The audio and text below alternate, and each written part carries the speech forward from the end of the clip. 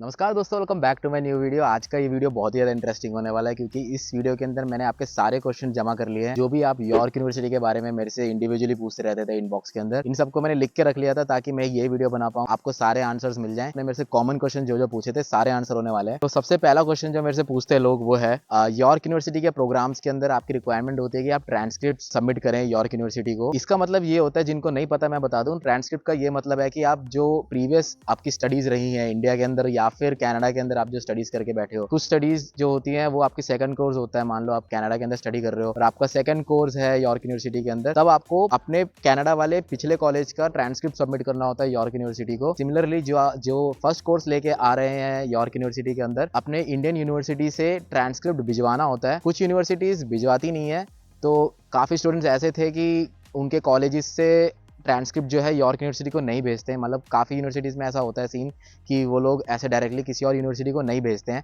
तो ऐसे में आपको क्या करना है कि आप यूनिवर्सिटी को मेल कर सकते हो इस चीज़ के बारे में कि आप अपने ट्रांसक्रिप्ट्स को, एक सील्ड पैक एनवेलप होता है पहली बात एक ट्रांसक्रिप्ट, तो उस एनवेलप को आप डायरेक्टली अपने हाथ में लेके आओगे और यूनिवर्सिटी को सबमिट कर दोगे। ऐसा आप मेल करके उनको पहले बता दो।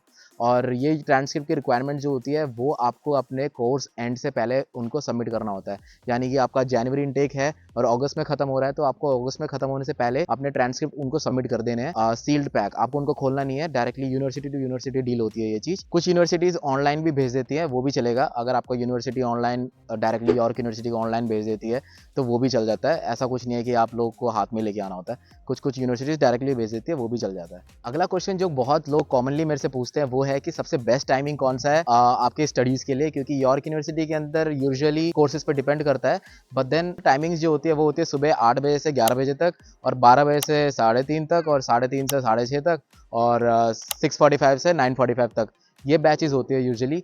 तो लोग मेरे से पूछते हैं कि इनमें से सबसे बेस्ट बैच कौन सा है। सबसे बेस्ट बैच तो देखो यही होता है, आपके जॉब के ऊपर डिपेंड करता है। बट स्टिल मेरा पर्सनल प्रेफरेंस ये है कि 6:45 से लेके 9:45 वाला बैच सबसे बेस्ट है, क्योंकि आप अपने काम पे ओपनिंग शिफ्ट कर सकते हो और आफ्टरनून शिफ्ट भी कर सकते हो, और इन दोनों के बीच में आपका रहता है। यूजुअली यहाँ पे ओपनिंग शिफ्ट बोलते हैं, यानी कि स्टोर ओपनिंग जो होती है सुबह 7 बजे या फिर 6 बजे जब भी होती है, और 7 बजे से आप 3 बजे तक कर सकते हो। उसके बाद सीधा काम घर आके रेस्ट खाना पीना करके अपना 6:30 बजे क्लास में आ सकते हो। तो ये सबसे बेस्ट मुझे लगता है मेरे पर्सनल ओपिनियन में। मैंने 6:45 वाला बैच भी फर्स्ट कोर्स में करा था, और सेकंड कोर्स के अंदर मैंने 3:30 वाला बैच करा था।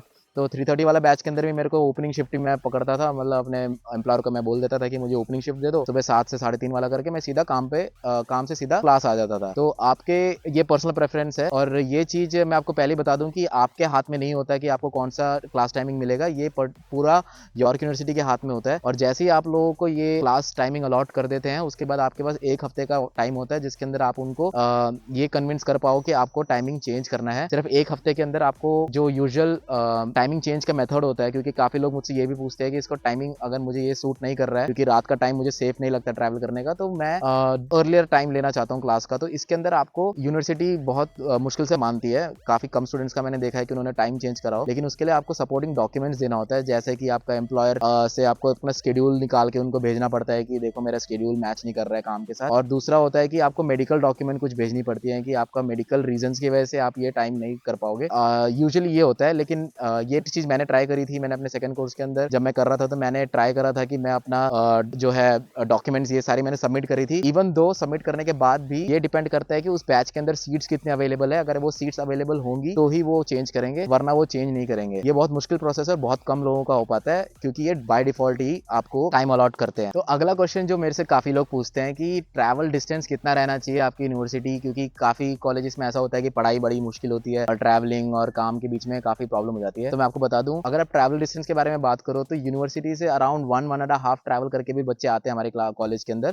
कुछ लोगों का 1 घंटे के अंदर पहुंच जाते हैं, कुछ लोग 1.5 घंटे में पहुंच जाते हैं। ये एवरेज टाइम रहता है। तो जब भी आप लोकेशन चेक करो, आप गूगल मैप के अंदर जाओ, ट्रांजिट पे क्लिक करो, जहां भी आपको अकोमोडेशन मिला है वो डालो और यॉर्क यूनिवर्सिटी डालो, और इंडिया से ही चेक करके आप ऑन एन एवरेज 1.5 घंटे और उसके नीचे अगर आपको घर मिल रहा है तो आप ले लो। क्योंकि काफी बच्चे आते हैं और सब मैनेज कर पा रहे हैं। तो मतलब ऐसा ना हो कि आपको 2-2 घंटे का ट्रैवल डिस्टेंस कॉलेज से हो रहा हो, क्योंकि हफ्ते में सिर्फ 4 क्लासेस होती है मोस्ट प्रोग्राम्स के अंदर। यहाँ पे 90% प्रोग्राम में सिर्फ मैंने 4 दिन क्लासेस देखी है, मंडे से लेकर थर्सडे तक, और सिर्फ 3 घंटे की क्लास होती है, मतलब 12 से 3 या फिर 3 से 6, ऐसे 3-3 घंटे की क्लास होती है, और एक दिन में सिर्फ एक ही क्लास होती है। तो आप देख लो, अगर आपको कॉलेज का टाइमिंग के अकॉर्डिंग आपको घर लेना है तो सिर्फ डेढ़ घंटे के अंदर आपका ट्रैवल डिस्टेंस बनता है। ठीक है, कोई इशू नहीं है, आप ले लो, क्योंकि ऑन एन एवरेज यही चलता है यहाँ पे। अब हम अकोमोडेशन की बात कर ही रहे तो इसके बारे में बात कर लेते हैं कि काफी लोग मेरे से पूछते हैं कि यॉर्क यूनिवर्सिटी के अराउंड जो एरियाज है, जैसे मैंने आपको दिखाया यॉर्क विलेज या फिर इसके आसपास वाले एरियाज है, यहाँ पे लोगों को काफी सेफ्टी कंसर्न्स होते हैं, क्योंकि काफी ऐसे सुनने में आया था कि यहाँ पे काफी बच्चों के साथ असॉल्ट हुआ है या फिर ऐसा कुछ। लेकिन अभी तक पर्सनली मैं वहाँ पे रह चुका हूँ, यॉर्क यूनिवर्सिटी के काफी पास रहता था मैं, और वहाँ पे आज तक मेरे को कुछ सुनने में नहीं आया था। हालांकि एक आध बार कुछ सुनने को मिला था, वो भी बहुत रेयरली होता है, क्योंकि यहाँ पे मेजोरिटी लोग ज्यादा स्टूडेंट्स ही होते हैं, तो यहाँ पे कुछ असॉल्ट वाला सीन तो है नहीं, सेफ्टी का कोई इशू रहता नहीं है, क्योंकि ये पब्लिक यूनिवर्सिटी है। अगर पब्लिक यूनिवर्सिटी के बारे में आपको नहीं पता तो यहाँ पे ऐसा होता है, पब्लिक यूनिवर्सिटी के मतलब कोई भी एक्सेस ले सकता है, ऐसा नहीं है कि सिर्फ स्टूडेंट्स एक्सेस कर सकते हैं। यहाँ पे बाहर के लोग भी जाके यूनिवर्सिटी के अंदर घुस सकते हैं या फिर कहीं भी जाके बैठ सकते हैं, खुला एरिया है बेसिकली। यहाँ पे कोई गार्ड नहीं खड़ा कि आप पूछे कि ये टैप करके अंदर ले जाओ। तो आपको मैंने यूनिवर्सिटी दिखाई थी कि पूरा खुला है, कोई भी कहीं से भी आ सकता है, सबवे से बाहर निकल के भी जा सकता है। तो ये पब्लिक यूनिवर्सिटीज में ऐसा ही होता है। तो यहाँ पे बहुत रेयरली होता है कि यहाँ पे सेफ्टी इश्यूज हो, लेकिन सेफ्टी में मुझे अभी तक कोई पर्सनली कुछ लगा नहीं है। और आपको आना है तो आप बिल्कुल आ सकते हो, आसपास घर ले सकते हो, यहाँ पे बहुत स्टूडेंट्स रहते हैं, कोई इशू नहीं आया। हालांकि अगर आप रात में, जैसे वो तो इवन इंडिया में भी ऐसे ही है, अगर आप अकेले ट्रैवल करोगे तो आपके साथ कुछ भी हो सकता है। बिल्कुल सेम यहाँ पे भी, अगर आपको अकेले एक सुनसान एरिया में जाओगे तो आपको डर रहता ही है कुछ ना कुछ हो जाए। लेकिन पर्सनली मैं रात के 2-3 बजे भी बाहर अकेला घूमा हूँ, मेरे साथ कुछ नहीं हुआ और मेरे दोस्तों के साथ भी कुछ नहीं हुआ। तो आप सेफ्टी के बारे में कंसर्न तो आपको नहीं होना चाहिए। अगले क्वेश्चन की तरफ मूव ऑन करते हैं। तो अगला क्वेश्चन काफी बच्चों का ये रहता है कि हमारे कॉलेज के अंदर, यॉर्क यूनिवर्सिटी के स्कूल ऑफ कंटिन्यूइंग स्टडीज के अंदर कितने इंटरनेशनल स्टूडेंट्स हैं और कितने इंडियन स्टूडेंट्स हैं। टू बी ऑनेस्ट, मैं अभी तक जितने भी क्लासेस में गया हूँ, मुझे 99% वहाँ पे इंडियन स्टूडेंट्स मिले हैं, और उसके अंदर मुश्किल से कहीं दूसरे मेरा पब्लिक रिलेशन का कोर्स था, पब्लिक रिलेशन के कोर्स के अंदर मुश्किल से 3 या 4 बच्चे थे जो अंग्रेज थे, बाकी सारे इंडियंस थे, और उसके अंदर से एक आध श्रीलंका के निकल जाते हैं, वरना वो भी मुश्किल है। 99% इंडियंस होंगे, और आप यही एक्सपेक्ट करके आना, यहाँ के कनाडा के कॉलेजेस के अंदर सारे इंडियन स्टूडेंट्स ही इंटरनेशनल, और इसके अलावा कुछ नहीं देखने को मिलेगा। हाँ, एक आध अंग्रेज हर क्लास में मिल जाता है और वो प्रोफेसर होता है। सेफ्टी के बारे में बात कर ही रहे तो काफी इंटरनेशनल स्टूडेंट्स मेरे से ये भी पूछते हैं कि रात को ट्रैवल करना सेफ है कि नहीं। मैं आपको बता दूं, यॉर्क यूनिवर्सिटी से आपको मैंने दिखाया था कि सबवे, लास्ट वीडियो के अंदर दिखाया था कि सबवे कितना पास है स्कूल ऑफ कंटिन्यूइंग स्टडीज से, बिल्कुल 5 मिनट का वॉकिंग डिस्टेंस है, और सबवे रात के 2 बजे तक होते हैं, इवन बसेस भी रात के 2-2:30 बजे तक एक्टिव होते हैं। तो आपको घर जाने में कोई दिक्कत नहीं होगी। अगर आपका घर ज्यादा ही दूर है तो बात अलग है, लेकिन ऑन एन एवरेज 1 घंटे का ट्रैवल है, तो बच्चे ट्रैवल करके जाते हैं। 6:30 से 9:30 वाली बैच में जो यूजुअली जो बच्चे होते हैं वही मेरे से ये क्वेश्चन पूछते हैं, क्योंकि रात का ट्रैवल इंडिया में जो होता है वो थोड़ा सेफ नहीं समझते हैं, तो उनको लगता है कि शायद रात में ट्रैवल करना सेफ नहीं होगा। लेकिन यहाँ पे ऐसा कुछ नहीं है, रात के 12 बजे तक भी लोग बसेस में ट्रैवल करते हैं, कोई इशू नहीं आएगा, आपको आराम से घर में पहुंच जाओगे। 10:30 9:30 बजे निकल जाओ, क्योंकि मैं भी पढ़ता था 9:30 वाली बैच में, तो वहाँ पे भी कोई इशू नहीं होता था, बच्चे आराम से घर पाते थे, लड़कियां भी आते थे, लड़के भी आते थे, दूर दूर से, कोई इशू नहीं होता है, आपको भी इशू नहीं आएगा। और सेफ्टी में और कंसर्न तो होना नहीं चाहिए, क्योंकि इतना तो चलता ही है, कनाडा में सब लोग ट्रैवल करते हैं रात में, सुबह के 4-4 बजे तक लड़कियां जाती है काम पे, क्लासेस भी जाती हैं सुबह सुबह, तो कोई इशू होता नहीं है। यहाँ पे सेफ्टी से रिगार्डिंग कोई कंसर्न होना नहीं चाहिए, बहुत रेयरली केसेस होते हैं, होती भी है तो, वरना होती नहीं है। तो अगला क्वेश्चन मेरे से ज्यादातर लोग पूछते थे वो था कि प्रोफेसर्स यहाँ के कैसे हैं और यहाँ की पढ़ाई कितनी मुश्किल है, क्योंकि काफी इंटरनेशनल स्टूडेंट्स की ये प्रॉब्लम रहती है कि पढ़ाई के साथ साथ अपना जॉब, घर के काम वाम ये सब मैनेज नहीं हो पाते। तो उनके लिए मैं बता दूं, यॉर्क यूनिवर्सिटी की पढ़ाई बहुत ज्यादा ईजी है, इतना ज्यादा यहाँ पे कोई पंगा होता नहीं है। बहुत मुश्किल कोर्सेज भी है, जैसे कि अपना साइबर सिक्योरिटी वाला कोर्सेज में होगा, या फिर HRM वाले कोर्सेज में थोड़े बहुत मैंने सुनने में आया कि थोड़ा बहुत मुश्किल होता है बच्चों को, एग्जाम्स या फिर थोड़ा वो सब होता है। बाकी जो भी मैंने स्टूडेंट से यहाँ पे पूछा है, उन लोगों को पढ़ाई से रिलेटेड कोई भी इशू नहीं था, क्योंकि यहाँ पे मेजॉरिटी असाइनमेंट्स होते हैं, असाइनमेंट सबमिट करो, और थोड़े बहुत क्विज होंगे क्लास में तो वो होगा, और थोड़े बहुत प्रेजेंटेशन होंगे, बस इसके अंदर आपको पूरा कॉलेज निपट जाता है। यहाँ पे पढ़ाई बहुत मुश्किल नहीं है, बहुत ज्यादा ईजी है। काफी बच्चे यहाँ पे आके 2-2 जॉब्स करने के बाद भी पढ़ाई कर लेते हैं, तो यहाँ पे पढ़ाई की कोई इशू नहीं होने वाली है आपको। और बात करें प्रोफेसर की, प्रोफेसर यहाँ पे 99% तो अंग्रेजी मिलेंगे, लेकिन एक आध इंडियन प्रोफेसर भी मेरे को मिल गए थे, और उनमें भी कोई इशू नहीं है, अच्छे से पढ़ाते हैं सारे के सारे प्रोफेसर में, कोई दिक्कत नहीं है पढ़ाई में, इधर कोई दिक्कत नहीं है। प्रोफेसर सब कुछ आपको सपोर्ट करेंगे, आपको कोई डाउट है तो वो बताएंगे, मार्क्स वार्क्स में भी कोई इशू नहीं देते, पास होने में कोई दिक्कत नहीं होगी, पास काफी बच्चे हो जाते हैं यहाँ पे। ये तो मैं आपको बता ही रहा हूँ कि यहाँ पे पढ़ाई कितनी ईजी होती है। इसके अलावा मेरे को आपको एक और इंपॉर्टेंट चीज बतानी है कि यहाँ पे प्लेजरिज्म का बहुत सीन होता है। अब जिन लोगों को नहीं पता प्लेजरिज्म क्या होता है, इसका ये मतलब है कि जैसे हम इंडिया में करते थे कि अपने दोस्त का, स्टूडेंट का असाइनमेंट लिया, उसको थोड़ा बहुत लाइन चेंजेस करके अपना बना दिया, वैसा यहाँ पे नहीं कर सकते। अगर आपको इन्होंने करते हुए पकड़ लिया तो आपको उस सब्जेक्ट में फेल कर देते हैं। मेरे काफ़ी दोस्तों के साथ ऐसा हो चुका है जहाँ पे उन्होंने अपने दोस्तों का असाइनमेंट को थोड़ा बहुत चेंजेस करा और उसके बाद उसको अपना बना के सबमिट कर दिया। उसके बाद उनको प्रॉब्लम हो गई थी, जिसके अंदर यहाँ पे यूनिवर्सिटीज़ और कॉलेजेस टर्निटिन नाम का एक सॉफ्टवेयर यूज़ करती है। जिनको नहीं पता वो बता दूँ, इस सॉफ्टवेयर के अंदर उनके सारे डेटाबेस होते हैं। मान लो आपके 10 बच्चे हैं तो 10 बच्चों ने जो सबमिट कर रखा है वो सॉफ्टवेयर के अंदर अपलोडेड रहता है, और आपने मान लो उनमें से किसी एक को उठा के कॉपी करके अपने में डाल दिया तो ये बता देता है कि भाई आपने इस स्टूडेंट का कॉपी करा है। इवन प्रोफेसर को ये भी पता चल जाता है कि आपने कौन से वेबसाइट से उठाया है, और ये भी पता चल जाता है कि स्टूडेंट का उठाया है। इसका एक सोल्यूशन बहुत जल्दी मैं लेके आने वाला हूँ कि अगर आपको ऐसे कुछ सिचुएशन में फंस रहे हो तो आपको क्या करना चाहिए, मैं आपको जल्दी बता दूंगा कि आपको अगर ऐसा कुछ करने की नीड पड़ रही है, हालांकि मैं ये सपोर्ट नहीं करता कि आप किसी और की कॉपी करो, मगर आप किसी और का करने की मजबूरन हो कि आपके पास टाइम नहीं मिल पा रहा है, तब आपको क्या करना चाहिए, इसके लिए मैं एक जल्दी वीडियो लेके आने वाला हूँ। तो अगला क्वेश्चन जो काफी बच्चे मेरे से पूछते हैं कि यहाँ पे अटेंडेंस की क्या रिक्वायरमेंट होती है, क्योंकि क्या होता है कि काफी जॉब्स जो होती है वो आपके क्लास टाइमिंग के साथ मैच नहीं कर रही होती है, और कभी कभी ऐसा भी होता है कि आपको कमिटमेंट्स जो आपने कहीं और दे रखी होती है वो अपने क्लास टाइमिंग के साथ मैच नहीं कर रहा होता। तो मैं आपको ये बता दूं, काफ़ी जो प्रोग्राम्स हैं यहाँ पे उसमें पार्टिसिपेशन के मार्क्स होते हैं और अटेंडेंस के मार्क्स कंबाइंड होते हैं। क्लास पार्टिसिपेशन का ये मतलब है कि जब क्लास में टीचर कोई क्वेश्चन पूछ लेती है तो आप डिस्कशन में इन्वॉल्व हो रहे हो, बाकी बच्चों से बात कर रहे हो, और ये सब देखते हैं तो टीचर नोट कर लेते हैं कि हाँ ये बच्चा काफ़ी इंटरेक्टिव है, क्लास में बाकी बच्चों से क्वेश्चन कर रहा है और आपस में भी आंसर दे रहा है, तो काफ़ी इंटरेक्टिव बच्चों को भी पार्टिसिपेशन के मार्क्स मिल जाते हैं। और साथ ही साथ अगर आपके अटेंडेंस भी फुल है तो ये पार्टिसिपेशन के मार्क्स और ये डिस्कशन के मार्क्स जुड़ के आपके पार्टिसिपेशन के मार्क्स बन जाते हैं। वो ऑन एन एवरेज अराउंड 15 या 20 मार्क्स होते हैं आपके टोटल मार्क्स के अंदर। तो पार्टिसिपेशन का मतलब इतना ही है। और अटेंडेंस में अगर सच बताऊं तो मेरे क्लास के अंदर काफ़ी ऐसा भी है कि अगर स्ट्रेंथ 30 बच्चों की है तो कभी कभी सिर्फ 10-12 बच्चे ही आते हैं, तब भी चल जाता है। कभी वो बच्चे भी पास हो रहे हैं जो कम आ रहे हैं और वो भी बच्चे पास हो रहे हैं जो 15 दिन आ रहे हैं।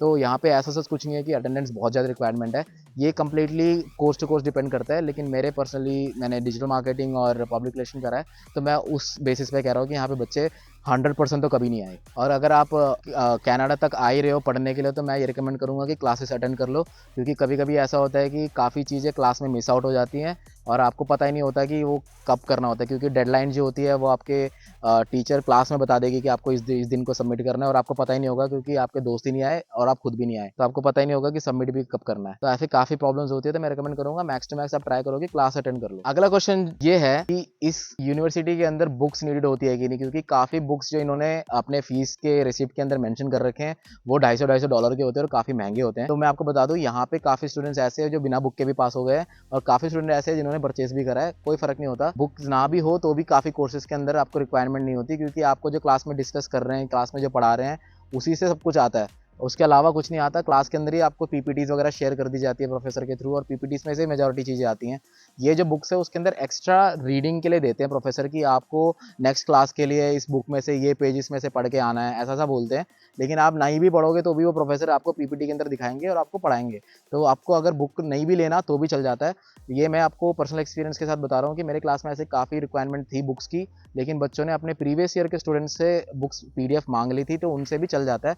ये यूनिवर्सिटी हो सकता है बेचने के लिए कर रही हो कि अपने बुक्स बेचने से के बाद थोड़ा ज़्यादा इनकम हो जाएगा, लेकिन इसके बिना भी आपका पढ़ाई अगर आप करने आए हो तो आप सिर्फ पीपीटी से भी पास हो सकते हो। नेक्स्ट क्वेश्चन ये है कि यॉर्क यूनिवर्सिटी से आपको प्रेस्टो कार्ड में कोई बेनिफिट मिलता है, यानी कि ट्रैवलिंग के टाइम पे जो कार्ड यूज़ होता है उसके अंदर आपको कोई डिस्काउंट या फिर कुछ ऐसा मिलता है। तो उसका आंसर है कि नहीं मिलता, क्योंकि यहाँ पे आपको जब भी ट्रैवल करना होगा आपको स्टूडेंट पास $128 का करवाना पड़ता है। उसके अलावा आपके पास कोई डिस्काउंट नहीं मिलेगा, कुछ नहीं मिलेगा, आपको यही करवाना पड़ेगा। यॉर्क यूनिवर्सिटी के थ्रू आपको कुछ नहीं मिलने वाला है। नेक्स्ट क्वेश्चन जो काफ़ी लोग पूछते हैं वो ये है कि कोर्स कंप्लीशन के बाद यॉर्क यूनिवर्सिटी से आपको कोर्स कंप्लीशन के बाद करियर सपोर्ट मिलता है, यानी कि प्लेसमेंट मिलता है कि नहीं। इसका आंसर भी नो है, आपको यहाँ से कोई सपोर्ट नहीं मिलेगा। आपको कोर्स कंप्लीशन के बाद या फिर उससे पहले ही अपने जॉब्स अप्लाई कर देने हैं, आपको फील्ड जॉब्स जो भी है विद इन यॉर्क यूनिवर्सिटी। अगर आपको कोई ओपनिंग दिख रही है तो यॉर्क यूनिवर्सिटी के अंदर भी आप अप्लाई कर सकते हो, लेकिन वहाँ पे लगने के चांसेस बहुत कम है, क्योंकि ये लोग प्रेफर करते हैं कि ग्रेजुएट स्टूडेंट्स को हायर करें। बट स्टिल आप अप्लाई कर सकते हो और आपको ऑन कैंपस जॉब मिल सकती है अपनी फील्ड के अंदर। बात करी जाए जॉब सपोर्ट के बारे में, तो यॉर्क यूनिवर्सिटी के कुछ ऐसे वेबसाइट्स हैं जहाँ पे करियर सपोर्ट्स के आपको एलुमनाई वगैरह से आप कनेक्ट कर सकते हो। वो तो आप लिंक्डइन में भी कर सकते हो, लेकिन आपको मैं रिकमेंड ये करूँगा कि आप अपनी कोर्स कंप्लीशन से पहले ही अपनी जॉब ढूंढना शुरू कर दो, वरना यॉर्क यूनिवर्सिटी से स्पेसिफिकली कोई प्लेसमेंट नहीं मिलती है। नेक्स्ट क्वेश्चन ये है कि आपको यॉर्क यूनिवर्सिटीज़ के इवेंट्स में पार्टिसिपेट करने का मौका मिलता है कि नहीं? इसका आंसर है हाँ, आपको सारे यूनिवर्सिटी के इवेंट्स में आपको पार्टिसिपेट करने का मौका मिलेगा, क्योंकि यॉर्क यूनिवर्सिटी हालांकि स्कूल ऑफ कंटिन्यूइंग स्टडीज़ को एक सेपरेट एंटिटी मानता है, लेकिन आपको वहाँ पे सारी बिल्डिंग में, सारे इवेंट्स में आपको एक्सेस मिल जाएगा, आपको कोई नहीं रोकने वाला, क्योंकि एक पब्लिक यूनिवर्सिटी भी है। साथ ही साथ आपको यूनिवर्सिटी के स्टूडेंट होने की वजह से आपको सारे इवेंट्स में एक्सेस मिल जाएगा। अगर वो इवेंट्स आपके लिए है तो आपको सारे एक्सेस मिल जाएंगे, उसमें आपको कोई नहीं रोकने वाला। जैसे कि काफ़ी इवेंट्स अभी रिसेंटली हुए थे जहाँ पे ये बैचलर स्टूडेंट्स का इवेंट्स था, वहाँ पे ऑब्वियसली आपको एक्सेस नहीं मिलेगा क्योंकि वो आपके लिए है ही नहीं। अब बात करते हैं ऑन कैंपस जॉब्स के बारे में। इसके बारे में भी काफ़ी स्टूडेंट्स मेरे से पूछते हैं। मैंने वीडियो के अंदर अपनी पिछले वीडियो के अंदर आपको मैंने बताया कि ऑन कैंपस यूजुअली कहाँ होते हैं। ऑन कैंपस जॉब्स जो ईजिली मिल जाते हैं अपने स्कूल ऑफ कंटिन्यूइंग स्टूडेंट्स को, वो है अपने फूड आउटलेट्स में। जो भी फूड आउटलेट्स बिल्डिंग के अंदर बने हुए हैं वो सारे ऑन कैंपस जॉब्स माने जाते हैं। आपको वहाँ पे अगर अब जॉब किस्मत अच्छी हुई तो मिलता है, ऐसा कुछ नहीं है कि आपको जाओगे तो मिल जाएगा वॉक इन में। पहले ऐसा हुआ करता था, लेकिन उन्होंने अभी अभी रिसेंटली प्रोसेस चेंज करा है। तो कॉम्पस ग्रुप कनाडा नाम की कंपनी है जो कि हायर कर रही है, अभी उनका जो पार्टनरशिप चल रहा है उनके साथ। तो उनके वेबसाइट पे जाके आप अप्लाई करो, और अगर आपकी किस्मत अच्छी हुई तो वो लोग आपको हायर कर लेंगे यहाँ के लिए। वरना तो अभी वॉक इन वाला सिस्टम बंद हो चुका है, क्योंकि मैंने काफ़ी स्टूडेंट्स भेज दिए थे। मेरे को लग रहा है इसी चक्कर में उन्होंने बंद कर दिए, क्योंकि सारे बच्चे आके वॉक इन पूछ रहे थे। तो अब मुझे लग रहा है कि आपको जाके वेबसाइट्स, मैंने कहीं से पता करा था कि आपको जाके वहाँ पे वेबसाइट पे अप्लाई करना है, और अप्लाई करने के बाद आपको वो कॉल करके बुला लेंगे इंटरव्यू के लिए। तो आप वहाँ से ऑन कैंपस जॉब ले सकते हो सारे फूड आउटलेट्स वगैरह की। और बात करी जाए बाकी जॉब्स की, जो भी यॉर्क यूनिवर्सिटी के वायु हायर नाम की वेबसाइट है, वहाँ पे जाके आप चेक कर सकते हो कि वहाँ पे कौन कौन सी जॉब पोस्टिंग अवेलेबल है। वहाँ पे आप अप्लाई कर सकते हो, लेकिन उन जॉब की कोई गारंटी नहीं है कि आपको मिलेगा, क्योंकि ये प्रेफर करते हैं ग्रेजुएट स्टूडेंट्स को, क्योंकि वो ज़्यादा पीरियड ऑफ टाइम के लिए यहाँ पे होते हैं। हालांकि ना कि हमारी तरह जो सिर्फ 1 या 2 साल के लिए स्टडी करने आए हुए हैं, तो प्रेफरेंस उनको ज़्यादा दी जाती है। लेकिन आपकी क्वालिफिकेशन अच्छी है तो आपकी भी वहाँ पे जॉब लग सकती है। बात करी जाए अकोमोडेशन और जॉब्स की, तो इसके लिए स्पेसिफिकली मैंने व्हाट्सएप के अंदर एक ग्रुप बना रखा है। वहाँ पे अराउंड 2000-3000 लोग जमा हो चुके हैं, जहाँ पे जिनको जॉब्स देनी भी है और लेनी भी है। और वैसे ही अकोमोडेशन की मैंने ग्रुप बना रखी है, जहाँ पे उनको अकोमोडेशन चाहिए भी, और अपनी जो अकोमोडेशन जो अवेलेबल है वो डालते भी रहते हैं। तो जिन लोगों को कनाडा में इस टाइम इतना ज़्यादा प्रॉब्लम चल रहा है घर ढूंढने का, तो उसके लिए मैंने ये ग्रुप बनाया था। तो काफ़ी लोगों को घर मिल भी चुका है, कई लोगों को अभी तक घर ढूंढ भी रहे हैं। तो उनके लिए मैंने ये ग्रुप बना रखा है। आप, आई होप आप जब आओगे तब तक ये ग्रुप एक्टिव रहेगा। जल्दी से जल्दी इस ग्रुप में ज्वाइन हो जाओ। लिंक मैंने डिस्क्रिप्शन में दे रखे हैं। आपको इस ग्रुप से काफ़ी हेल्प होने वाली है। अपने क्लासमेट्स के भी साथ कनेक्ट कर सकते हो, और साथ ही साथ आप अकोमोडेशन और जॉब्स की भी प्रॉब्लम को सॉल्व कर सकते हो। होपफुली इन सब ग्रुप से आप लोगों की हेल्प हो जाएगी। इससे मेरा कुछ बेनिफिट हो नहीं रहा, लेकिन फिर भी मैंने आप लोगों को एक जगह जमा करने के लिए, आपस में कनेक्ट करने के लिए ग्रुप्स बना रखे हैं। तो आप लोग इस ग्रुप के अंदर ज्वाइन होकर अपने जॉब्स और अकोमोडेशन ढूंढ सकते हो। साथ ही साथ मैंने यॉर्क यूनिवर्सिटी की भी स्पेसिफिकली एक व्हाट्सएप ग्रुप बना रखा है, जिसके अंदर अराउंड 600-700 बच्चे हैं, अपकमिंग स्टूडेंट्स और एग्जिस्टिंग स्टूडेंट्स, जिनसे आप कनेक्ट करके अपने कोर्स के बच्चों से कनेक्ट कर सकते हो, और आने वाले बच्चों के साथ कनेक्ट कर सकते हो जो कि ऑलरेडी आपके कोर्स में होंगे। तो आपको काफ़ी ईजी हो जाएगा। तो आप अपने क्लास के बच्चों को भी ढूंढ सकते हो, आपके स्पेसिफिक इनटेक और प्रोग्राम के रिलेटेड। सीनियर से भी कनेक्ट कर सकते हो, कि जो आपकी प्रोग्राम कंप्लीट करके निकल चुके हैं, उनसे भी कनेक्ट कर सकते हो उस ग्रुप के अंदर। और आपको ये भी पता चल जाएगा कि आपको साथ में अकोमोडेशन ढूंढना कहाँ पे है और जॉब्स कहाँ पे ढूंढनी है। तो वो लोग आपस में कनेक्ट कर सकते हो। तो वो ये यॉर्क यूनिवर्सिटी की ग्रुप बहुत ज़्यादा अच्छी है। वहाँ पे काफ़ी इंटरनेशनल स्टूडेंट्स एक दूसरे की हेल्प करते हैं। इमिग्रेशन के टाइम पे भी हेल्प करी थी अभी लास्ट। और क्लास में अकोमोडेशन या फिर पढ़ाई से रिलेटेड जो भी होता है वहाँ पे डिस्कस होता रहता है। तो आप वो ज्वाइन कर सकते हो। लिंक मैंने नीचे दे रखा है। जो जो अवेलेबल रूम्स वगैरह मेरे पास आती है, मैं उनको पर्सनली भी वहाँ पे अपलोड करता रहता हूँ। तो आपको जो जो अकोमोडेशन और जॉब्स की दिक्कत होने वाली है, मैं अपने एंड से जितना हो सकता है उतना हेल्प करूँगा। तो आप भी अपने एंड से कोशिश करना है इस ग्रुप के अंदर ज्वाइन करने के बाद, कि आप भी दूसरों की हेल्प कर पाओ। और जॉब्स और अकोमोडेशन में दूसरों को, अगर आपको कहीं से पता चलता है कि आपको जॉब्स और अकोमोडेशन का पता है, तो इस ग्रुप के अंदर ज्वाइन करके बाकियों की हेल्प करना। और होपफुली इस वीडियो के अंदर आपको काफ़ी हेल्प हो गई होगी, आपको समझ आ गया होगा कि यॉर्क यूनिवर्सिटी में क्या क्या चलता है। अगर आपको और भी कोई स्पेसिफिक क्वेश्चंस हैं यॉर्क यूनिवर्सिटी रिलेटेड, तो आप नीचे कमेंट कर सकते हो, और मैं उसके आंसर ढूंढ के आपको वहाँ पे कमेंट बिलो कर दूंगा। और मैंने स्पेसिफिक कोर्सेज रिलेटेड भी वीडियो बनाई है, तो आप वो भी चेकआउट कर सकते हो। होपफुली आपको ये वीडियो अच्छी लगी होगी। तो let's grow this family together, and good bye.